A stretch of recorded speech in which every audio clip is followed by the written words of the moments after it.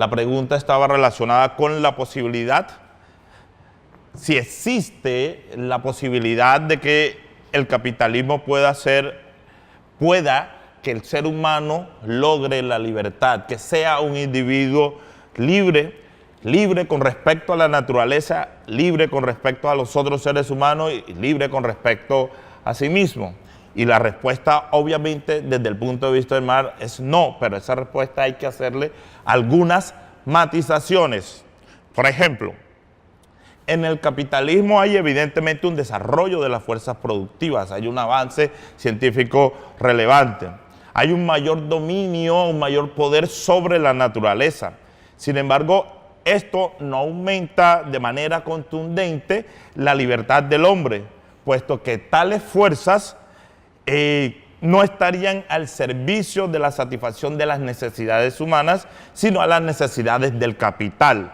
Mayor producción, mayores beneficios para el mismo capital.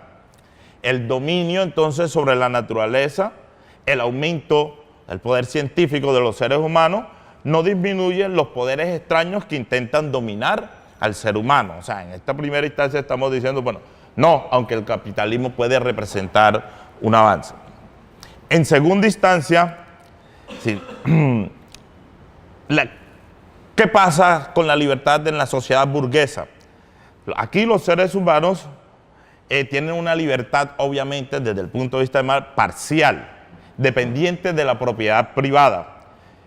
Si bien se puede apreciar algunos logros, algunos individuos han ganado ciertas prerrogativas, estas prerrogativas, estos derechos, son conquistados, sí, para algunos pocos, mientras que una mayoría se ve despojado de tales derechos. O sea, no todos pueden gozar de los derechos que la misma humanidad ha conquistado. Es decir, aquí los que conquistan los derechos los conquistan simplemente por una cuestión de azar. Y es más, vemos la tendencia a tratar de eliminar el azar. Sí. Entonces, ya en este segundo punto, podemos decir que el capitalismo entonces no garantiza la libertad del ser humano, ni por el gran dominio que tiene sobre la naturaleza, ni tampoco las conquistas que ha ganado la sociedad burguesa garantizan que puedan ser conquistas para todos los seres humanos. Y ahora, con relación a sí mismo, con relación al individuo en sí, podemos decir que es imposible en el capitalismo, desde el punto de vista de Marx, que el individuo adquiera una libertad plena. Esa libertad plena no la puede alcanzar primero porque existe la propiedad privada sobre los medios de producción. Sí. Las fuerzas productivas de la sociedad no están controladas por la asociación consciente de los individuos, y eso imposibilita que estén al servicio de los mismos individuos. Es decir, el hombre no ve que se pueda satisfacer las necesidades más perentorias, las necesidades básicas que tiene el individuo. ¿Dónde entonces podría lograrse tal libertad? Obviamente, desde Marx, en el reino de la libertad. Pero como ustedes seguramente saben, ese reino de la libertad se construye con base en el reino de la necesidad, aquello que todo el trasegar histórico contribuye para que el individuo tenga un mayor desarrollo científico, etcétera, etcétera, etcétera. Entonces, la libertad en Marx, ¿qué implica? La libertad en Marx implica una relación dialéctica con estos tres puntos que he mencionado: el poderío sobre la naturaleza, el control entre las relaciones de los mismos individuos y el desarrollo pleno del individuo en sí mismo. Ahora, estos tres puntos, ¿a dónde nos van a llevar? Estos tres puntos nos van a llevar a entender cuál es la relación que tiene Carlos Marx con la tradición filosófica de su época.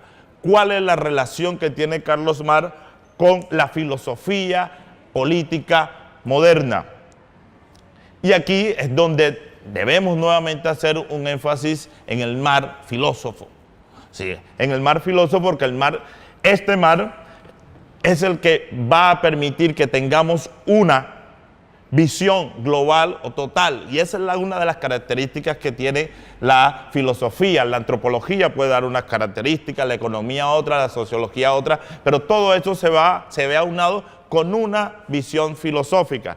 Pero la visión filosófica de Marx es realmente particular. Es decir, el Marx hay una relación con la filosofía, con la política, etcétera, etcétera. Y esa relación es primero una relación de herencia, ¿sí? Es una relación después de irrupción y de superación de esas mismas temáticas.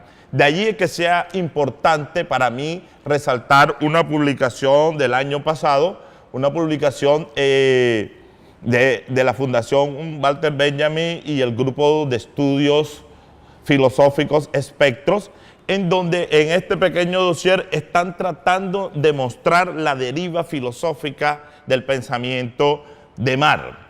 Y ahí encontramos varios ensayos, y dentro de los ensayos quiero citar simplemente a dos por los epígrafes que tienen, que resultan tremendamente importantes. El primero es de nuestro profesor invitado, Sergio de Zuviría Samper.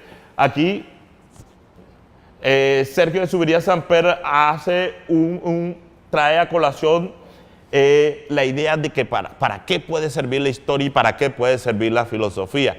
Y curiosamente, tratando de mostrar esta idea, escuché a un estudiante más o menos como en séptimo semestre, diciendo: yo a estas alturas creo que ya no voy a leer Marx. En séptimo semestre. Sí, entonces, comparándolo con lo que está aquí, hay una forma de ver cuál es la función de la historia. ¿Cuál es la función de la filosofía? La función de la filosofía, desde ese punto de vista, es una función crítica, o como está diciendo ahí, desenmascarar la autoenajenación en sus formas profanas. La filosofía y la historia nos dan las herramientas conceptuales importantes para poder desacreditar una opinión, y perdónenme la digresión, como la siguiente. Decirle pobre a una persona de bajo ingreso es estigmatizarla. Preferimos la expresión no ricos. Sí. Ahí hay una concepción filosófica que se debe atacar. Y es la concepción filosófica aquella que cree que cambiándole el nombre a las cosas se cambia la realidad. Y por eso allí ya no se quiere hablar de explotación laboral, sino de flexibilización laboral. Sí. Ustedes ya saben quién es este personaje para nosotros en Colombia. Ministro. Ha sido ministro de gobiernos uribistas, ahora es ministro de otro gobierno uribista. Ha quitado un sinnúmero de prerrogativas que han ganado los individuos. Entonces, la filosofía y la historia, desde el punto de vista de Marx, nos ayuda a ver lo atroz que es eso. No llamar a las cosas por su nombre. Sí, puedes llamarles no ricos, pero esos no ricos no son dueños de los medios de producción. Lo único que tienen para vender es su fuerza de trabajo. O la única libertad que en algunas ocasiones tiene es morirse de hambre.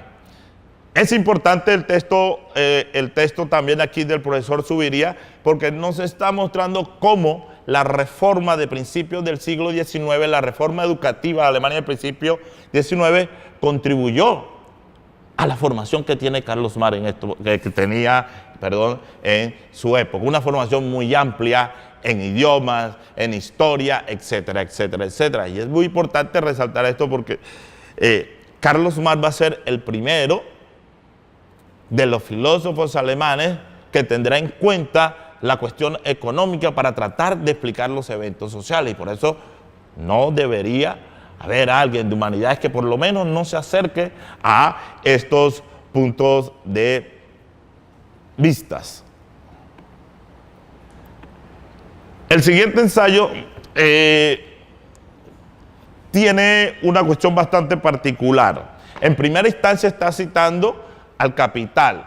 Y está citando al Capital diciendo, ojalá y esto la gente lo lea y lo pueda pensar por cuenta propia. Y aquí vemos algo que decíamos en el inicio, la herencia que tiene Carlos Marx de la filosofía clásica alemana. Y esa herencia se nota ahí ya en el Capital.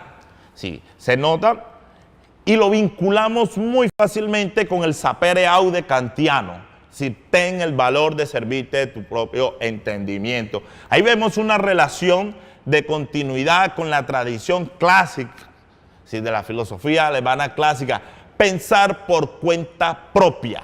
Eso es tremendamente importante. Pero también podemos ver la disrupción que hace Marx precisamente con Kant.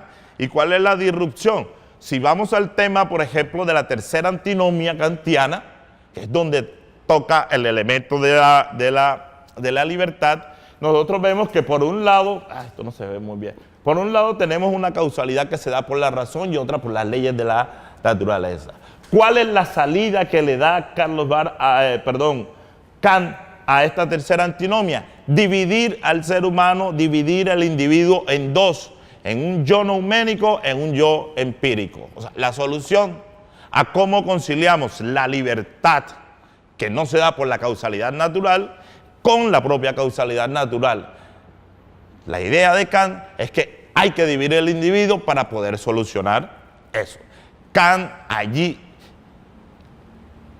es uno de los filósofos modernos, pues, que ayuda a esa decisión entre un individuo racional por una parte y un individuo pasional por la otra. Y la libertad estaría más o menos en no dejarse dominar por los instintos. Al respecto de esta tercera antinomia kantiana, Adolfo Sánchez Vázquez nos está diciendo que eso no es una manera adecuada de solucionar el problema. No es una manera adecuada dividir el individuo en dos. Para Adolfo Sánchez Vázquez, sí, quien va a resolver esto será Marx y en cierta medida también Engels. Sí, porque la concepción de individuo en Marx es muy diferente a la concepción que tiene la filosofía clásico-alemana y obviamente la filosofía liberal de su época.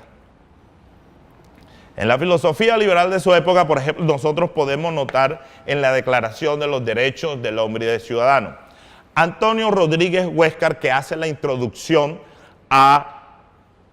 sobre la libertad de la editorial Orbis, él expresa la idea de que la concepción que tiene John Stuart Mill de el hombre, sí, es muy diferente a los que tienen los doctrinarios franceses. Sí. ¿Por qué es diferente? Porque aquí estamos hablando de hombres, incluso estamos hablando de hombres no en el sentido genérico, sino de hombres como varón. Pero estamos hablando de hombres también en un sentido abstracto, de un hombre esquema. Sí. Antonio Rodríguez Huesca dice que Mill rompe con esa concepción del ser humano. Pero yo podría agregar ahora que no solamente Mill, me parece que Carlos Marx lo hace más rotundamente. ¿Qué es lo que hace más rotundamente? Postular una concepción del ser humano diferente a los doctrinarios franceses. Entonces en esto estamos viendo cómo va heredando de la tradición, pero cómo va haciendo una irrupción en la misma y cómo va superando, sí, la visión que se tenía sobre el ser humano. Aquí en estos artículos de la Declaración de los Derechos del Hombre y del Ciudadano, sí, obviamente hay otros artículos en donde va a haber algo que Marx criticará, ¿no? Que la propiedad privada va a ser una cuestión fundamental, etcétera, etcétera, etcétera. Pero la idea con esta diapositiva de acá es precisamente mostrar que aquí la idea es de un ser humano abstracto. Más, de un hombre, varón, macho, lo hembro, como diría Aristóteles, es abstracta. Muy abstracta, lo mismo que esa idea que tiene Kant. O sea, aquí estamos viendo que la tradición exinde el individuo, sí, lo vuelve mucho más abstracto. Y dentro de esa misma visión abstracta, pues en la discusión que se da sobre el concepto de libertad negativa y de libertad positiva, que ya es un texto clásico en filosofía, ¿no?, de Isaiah Berlin, donde muestra que el ser humano debe tener un espacio de no intervención, es precisamente negativa no es que sea mala desde el punto de vista de Berlin, sino por la no intervención, un espacio donde el individuo pueda ser rey, soberano, etcétera, etcétera. Pero Isaiah Berlin dice que esta concepción de libertad negativa, de la libertad de estar libre de intervención, es una libertad que no necesariamente cae en manipulaciones. Al contrario de lo que sucede con la libertad positiva, es decir, la libertad para la libertad de intervenir en lo público, la libertad para el autodominio, sí puede caer en totalitarismo. Hay una gran discusión para mostrar que Berlin no hace una discusión imparcial, no, es bastante parcial para que se asuma la libertad en sentido liberal, o sea, la libertad negativa, la libertad individual. Y frente a esas dos concepciones, las dos concepciones de libertad negativa y de libertad positiva, podríamos preguntarnos, ¿y Marx aquí dónde estaría? ¿Cuál tipo de libertad por la que Marx se inclinaría? Y nosotros diríamos, en primera instancia, ninguna. ¿Y por qué ninguna? Porque aquí también hay una concepción parcial de qué es un ser humano. Una concepción sesgada de lo que es un ser humano. Posteriormente habrá alguno que intentará vincular la libertad positiva con la concepción que tiene Marx de la misma. Entonces, si vemos que la tradición clásica, de la filosofía clásica alemana, de la tradición política liberal, tiene una concepción escindida del ser humano, es justo que nos preguntemos entonces cuál es la concepción del ser humano que tiene Marx. Y podríamos resumirlo de esta manera. La concepción del ser humano en Marx implica que lo ve como una totalidad concreta, es decir, no como un ser que por un lado es racional y que por el otro lado es pasional. No, lo ve como una totalidad natural, es decir, que el ser humano no está en el mundo nouménico o en el topos urano de Platón. O sea, alguien que está aquí, que es de carne y hueso, como lo dicen en alguna parte de los manuscritos. Sobre todo que es un ser social, que es un ser histórico. Y esto de ser social y ser histórico hay que subrayarlo porque va a tener en cuenta en la visión que tiene Marx de la libertad. La concepción de ser humano en Marx entonces intentará construir una concepción del ser humano o de hombre nuevo. Es decir, aquel hombre que se va a desarrollar cuando no exista la propiedad privada sobre los medios de producción en el reino de la libertad. Esta concepción de ser humano pues lo podemos encontrar en los textos de Marx, donde algunos dicen que aquí es el Marx filósofo y entonces ya después, según algunos, lo abandona cuando es el Marx científico. Y eso es una discusión que podríamos dar, pero es que sin esta concepción filosófica no podríamos entender, ¿sí?, al Marx. Es más, ¿sí?, hay autores que proponen que la idea de libertad del Marx es la idea que nos puede servir para encontrar el nexo, la relación, la trabazón entre el Marx de los manuscritos y el Marx que posteriormente llama Maduro. El Marx, la concepción de libertad en Marx es como la herramienta que nos va a ayudar a definir qué tan progresista o progresiva es una sociedad.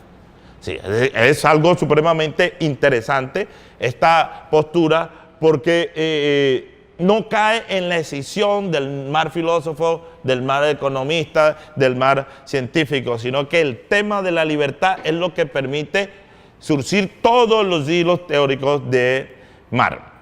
Sobre la misma concepción de Marx, pues miren, aquí hay una cita de los manuscritos en donde nos está mostrando que el ser humano es como un ser natural, es decir, como un ser tiene facultades y fuerzas naturales que se desenvuelve en la tierra. Sí. ¿Esto a dónde nos va, esta concepción a dónde nos va a llevar? Dice Ángel Prior Osmos en un texto supremamente interesante, se llama El problema de la libertad en Marx. Él nos está diciendo que Marx tiene una búsqueda del hombre real. La búsqueda de ese hombre real tiene repercusiones en lo que se entiende por libertad. Hay que tener en cuenta todo esto, lo que llama la dialéctica de la libertad, de la necesidad. Y todo esto mediado por otro tema bastante interesante que tiene que ver con el trabajo. Cómo el trabajo te vuelve más humano, cómo el trabajo te humaniza. ¿A dónde apunta todo esto? Que la concepción de ser humano que tiene Marx, sí, nos dará una visión sobre su concepción de libertad. De manera resumida, ¿qué podemos decir sobre la concepción de libertad en Marx? obviamente la libertad es de carácter histórico y filosófico. La concepción tiene esa característica. Y en esto también podemos hacer la vinculación de Marx con la tradición. ¿Con cuál tradición? Podemos decir, la libertad consiste en el conocimiento de la necesidad, un poco lo que expresaba Spinoza. La libertad consiste en el conocimiento de la necesidad que se va desarrollando en la historia. Eso podemos decirlo con Hegel. Ahí sigue siendo un continuador o un heredero de la tradición, pero Marx va mucho más allá. ¿Y cuál es el más allá? Que el conocimiento de la necesidad, cómo se desenvuelve en la historia, sí, implica un elemento que no tienen las otras visiones sobre el mundo. Porque en Marx también hay una visión utópica, pero esa visión utópica responde a ciertas características sociales, económicas, etcétera, etcétera.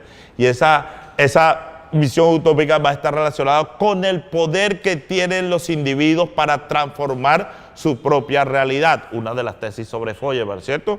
Sí, eso es lo que diferencia también Marx un poco de su tradición, que el individuo puede transformar su realidad, tiene las facultades para hacerlo, y en ese proceso necesita que los profesores también sean reeducados. Y ahí podríamos establecer posteriormente otra discusión supremamente interesante. Entonces, en primera instancia tenemos que en la concepción de Marx, de libertad de Marx, lo importante es la eliminación de la enajenación. Sí, estar libre de la actividad enajenada, de las relaciones enajenadas con otros individuos, y eso es un poco lo que creo que va a tocar Luis, ¿cierto? Algo sobre eso va a estar relacionado. Entonces, concepción de libertad que primero está liberación de la emancipación de la enajenación. Pero la libertad de Marx también está vinculada con el autodesarrollo, con la autorrealización humana del individuo. Y por eso les decía en la descripción de la libertad positiva, es decir, la libertad para... Ahí está un posible vínculo, sí, entre Marx y esa concepción de libertad. Posible vínculo que podemos discutirlo posteriormente. Pero la libertad en Marx también está relacionada con el poder, con el control sobre las circunstancias. Y en esto vuelve y aparece el elemento de la praxis y el de la reeducación de los profesores. Importante también es que, si bien en la concepción negativa de la libertad, el otro, sí, es un límite, sí, en Marx no es así. El otro es posibilidad de realización, de conquista de la libertad. No es un límite en el sentido de que ya hay una ganancia en las sociedades occidentales donde dice mi libertad llega hasta donde llega la tuya. Eso a Marx le sonaría bastante extraño, porque el otro es que posibilita que nos realicemos como seres sociales, nos desarrollemos como seres sociales. Pues bien, hay un profesor polaco, si mal no recuerdo, Walicki, que hace un resumen bastante interesante de la concepción de libertad en Marx.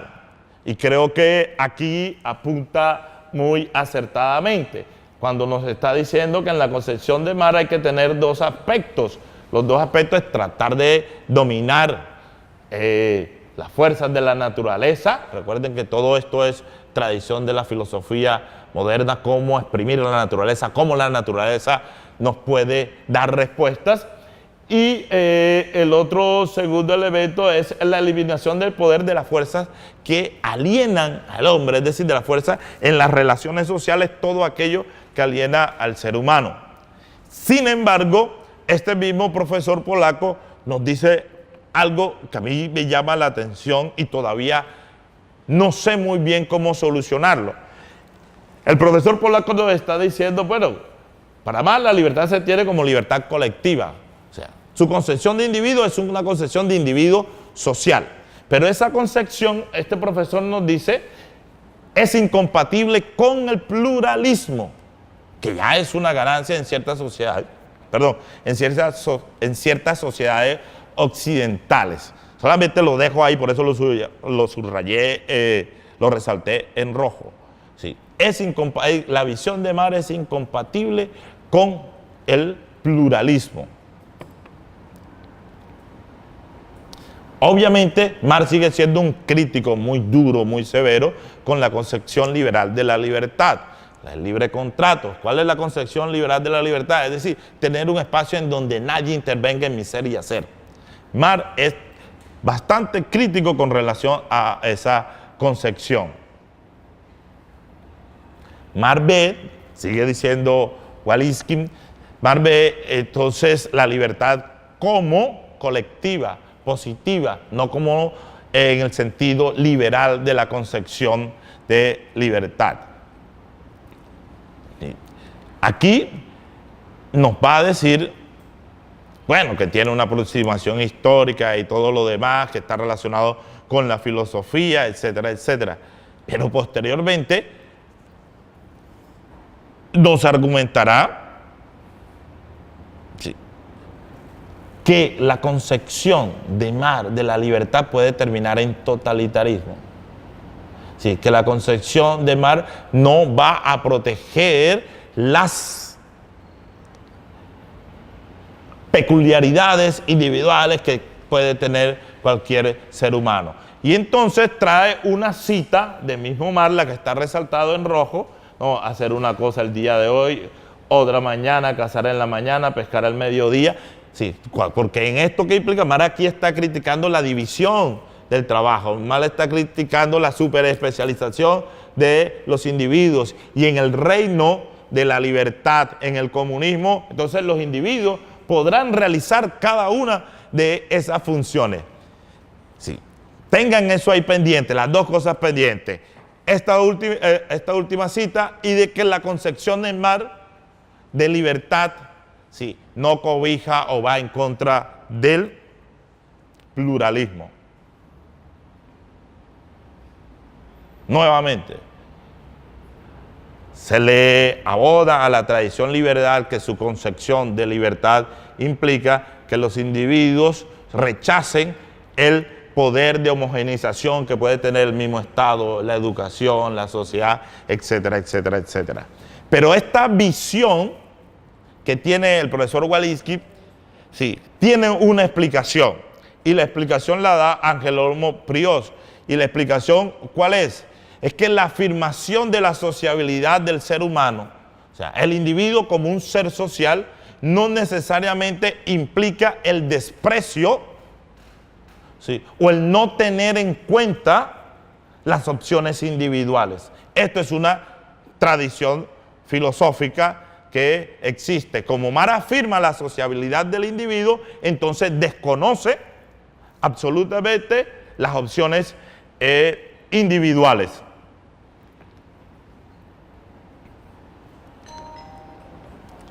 Al profesor Walensky habría que decirle, y con esto voy terminando, ¿por qué no tiene en cuenta la primera cita que está allí, y es la primera cita del manifiesto del Partido Comunista? En esa cita, ¿qué nos está diciendo? Que en el reino de la libertad, precisamente, el desarrollo que tenga cada uno de los individuos, eso era en beneficio de la libertad y el desarrollo de todos.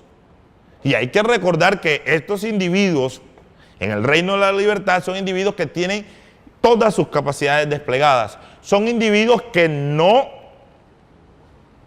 tienen necesidad de protección de la pulsión agresiva, por decirlo de alguna otra manera, por el hecho de que no existe aquello que lo hace. ¿Qué es lo que lo hace? Que hace que el individuo sea agresivo, dentro de la visión de Marx, claro está. ¿Qué es lo que hace que sea agresivo? ¿Qué es lo que hace que sea egoísta? Que exista propiedad privada sobre los medios de producción. Esto, los individuos en el reino de la libertad no tendrían problema con eso. Entonces, preguntarle al profesor Walensky, ¿por qué no toma en cuenta esta cita? Esta cita, si ustedes le quitan las comillas y la lanzan simplemente en cualquier parte, muy fácilmente alguien puede decir, los liberales pueden congeniar con eso. Pero ya como hemos dicho, si es de Marx, no congenian por la concepción de individuo que tienen. Ahora, el profesor Walensky también menciona de que en esa sociedad desarrollada, en ese reino de la libertad, los individuos se podrían reunir para Sí, instituir un bien común que vaya en contra de las particularidades de las individualidades. Y uno podría preguntarle, ¿de dónde saca eso? Sí. Si las posibilidades pueden ser igual, que los individuos totalmente desarrollados se reúnan tanto para proteger el bien común como para dar opción a la excentricidad, a la originalidad de los individuos. Termina el profesor Walensky diciendo que la concepción de libertad en Marx es tremendamente importante. No es dogmática siempre y cuando se dé en las sociedades democráticas liberales. Marx estaría revolcándose en su tumba con esa propuesta. No puede ser, ¿sí? No puede ser, porque contra eso es que Marx está criticando, contra eso está poniendo una concepción de libertad mucho más radical de su tradición. Así que quedan las dudas, sí, de que desde la posición del profesor Walensky, de que si la concepción de Marx va en contra del pluralismo, pues a mí me quedan muchas dudas al respecto. Yo no creo que vaya en contra del pluralismo, sino todo lo contrario. Aquí, en esta cita de la ideología alemana, podríamos decir la oportunidad que tiene el hombre para un momento criticar, para un momento hacer labores de pastoreo, de casa, etcétera, etcétera. En esos momentos se genera también pluralismo, ¿sí? Se genera también diversidad. Claro, no en el sentido de la concepción liberal. ¿Y por qué no en el sentido de la concepción liberal? Porque aquí estamos hablando de un individuo social, no del individuo mónada, no del individuo que se cree dueño y señor y que no tiene que ver nada más con ello. O sea, esta misma cita que él la utiliza para lo que habíamos dicho posteriormente, sí, se puede tomar de la misma manera para mostrar la diversidad, sí, que puede generarse cuando el individuo no se dedica única y exclusivamente a alguna actividad. Yo dejaría hasta ahí hasta el momento. Gracias.